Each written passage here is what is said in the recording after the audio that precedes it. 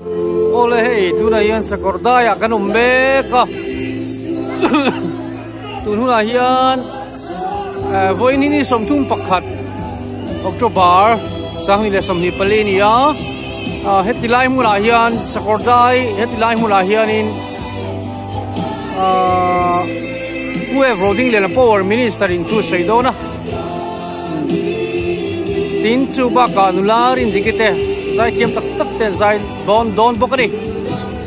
tuan sakordai hian helai hian hei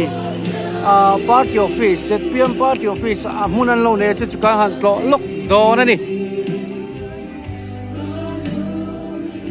en hun man ma sakordai pon changkang tak zet ta reload le chu kan vlog ve zoi ange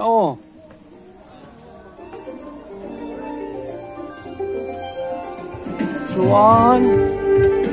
lai hei step kankal zela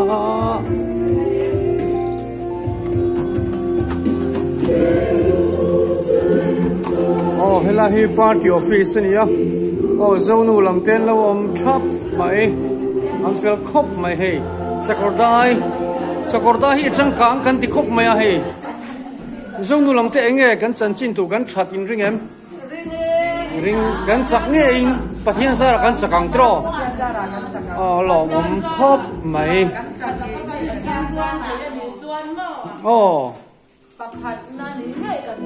ole chung candidate thi fel thokatem tu nge ming kha rem ruat awak te nia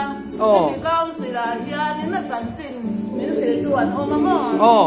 chu mi phe chuan mangal na khat zai dam enge budget te the du ngai sarkar om phim ama a om lo chuang engma kan ni don lo chu bang chuan lo tham king ram ro ti awan ro pui ve ko la he ka ban ka lai chu nei ve ang na lai tham bu khap tum tu on hi kan tum ve ko ni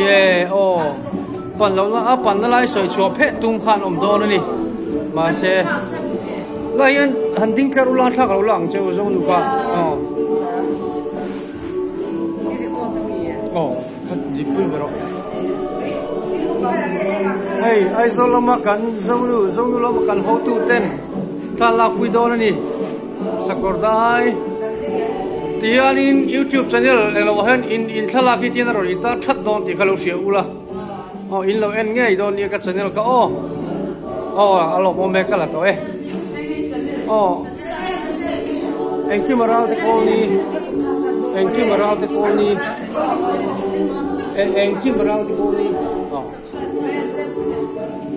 hey ZPM in office an lo nei cha khop ma hei thing pui te ti gang ku lai mu la kwan ku lai me kwan ela hi aveng ning ka simveng bazar muna tak kwan program nei turan ya za ina hian power minister pueblo ding le na tu sei ro pui tak ka ngai thau tu kan nei boka tin tong trai na ma min suai tu pu ro siam nu na te min kalam sul mai the tin zo nu lam kan ho tu te ne yang khanin program kan mang do na ni yang po chini se tin kan kal chok chak ka yang camera te thatto lo na te to kan so do ni le